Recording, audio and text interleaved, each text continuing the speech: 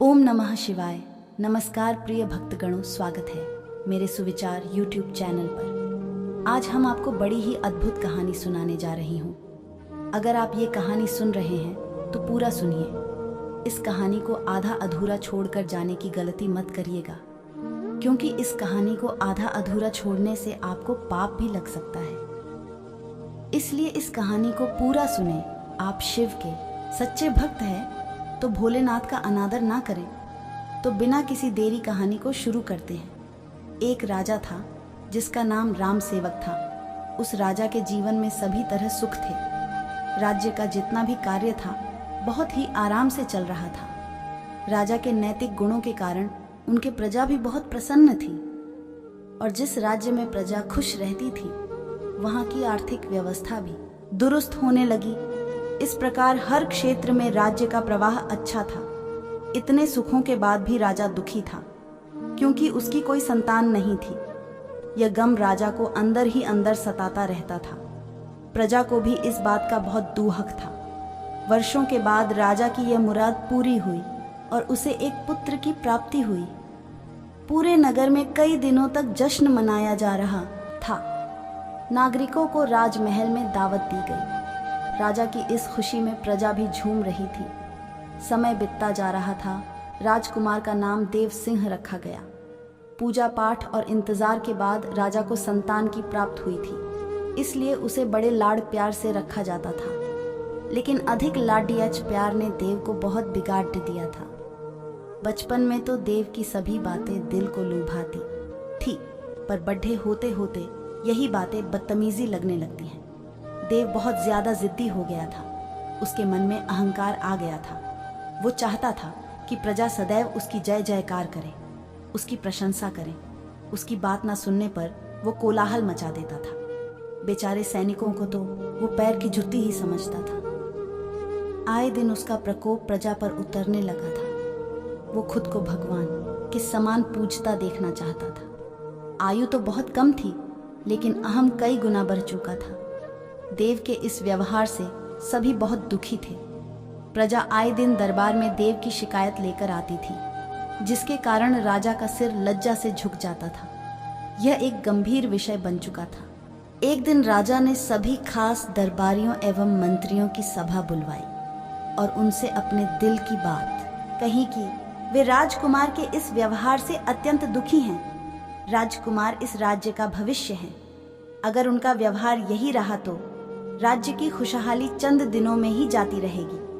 दरबारी राजा को सांत्वना देते हैं और कहते हैं कि आप हिम्मत रखें, वरना प्रजा निसहाय हो जाएगी। मंत्री ने सुझाव दिया कि राजकुमार को एक उचित मार्गदर्शन एवं सामान्य जीवन के अनुभव की जरूरत है। आप उन्हें गुरु राधा गुप्त के आश्रम भेज दीजिए।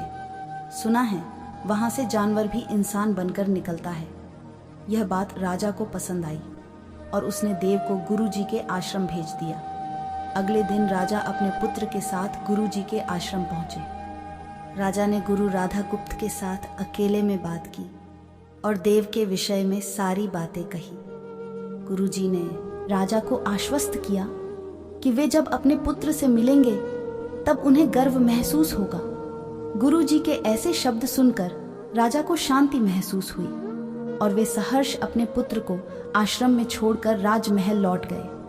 अगले दिन सुबह गुरु के खास चेले द्वारा देव को भिक्षा मांगकर खाने को कहा गया, जिसे सुनकर देव ने साफ इनकार कर दिया। चेले ने उसे कह दिया कि अगर पेट भरना है तो भिक्षा मांगनी होगी, और भिक्षा का समय शाम तक ही है, अन्यथा भूखा रहना पड़ेगा।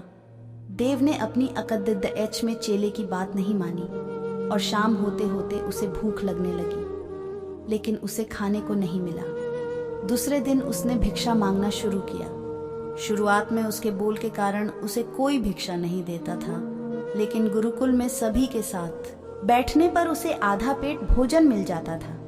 धीरे धीरे उसे मीठे बोल का महत्व समझ आने लगा और करीब 1 महीने बाद देव को भरपेट भोजन मिला, जिसके बाद उसके व्यवहार में बहुत से परिवर्तन आए। इसी तरह गुरुकुल के सभी नियमों ने राजकुमार में बहुत से परिवर्तन किए, जिसे राधा गुप्त जी भी समझ रहे थे। एक दिन राधा गुप्त जी ने देव को अपने साथ सुबह सवेरे सैर पर चलने कहा। दोनों सैर पर निकल गए।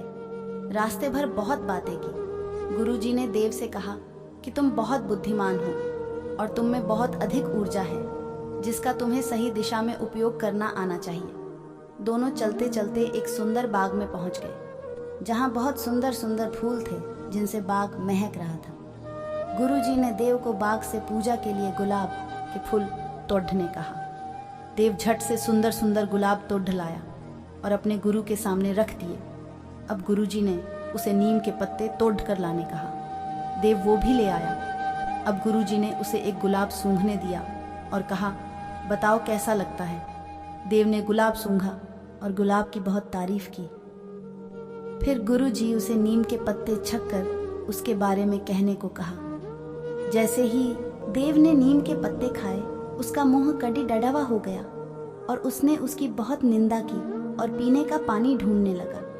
देव की यह दशा देख गुरुजी मुस्कुरा रहे थे। पानी पीने के बाद देव को राहत मिली। फिर उसने गुरुजी से हंसने का कारण पूछा। तब गुरुजी ने उससे कहा कि जब तुमने गुलाब का फूल सूंघा तो तुम्हें उसकी खुशबू बहुत अच्छी लगी और तुमने उसकी तारीफ की, लेकिन जब तुमने नीम की पत्तियां खाई तो तुम्हें वो कड़ी DDHV लगी और तुमने उसे थूक दिया और उसकी निंदा भी की।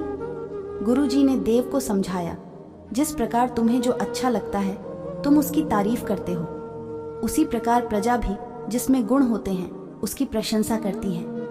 अगर तुम उनके साथ दुर्व्यवहार करोगे और उनसे प्रशंसा की उम्मीद करोगे तो वे यह कभी दिल से नहीं कर पाएंगे। इस प्रकार जहाँ गुण होते हैं वहाँ प्रशंसा होती है।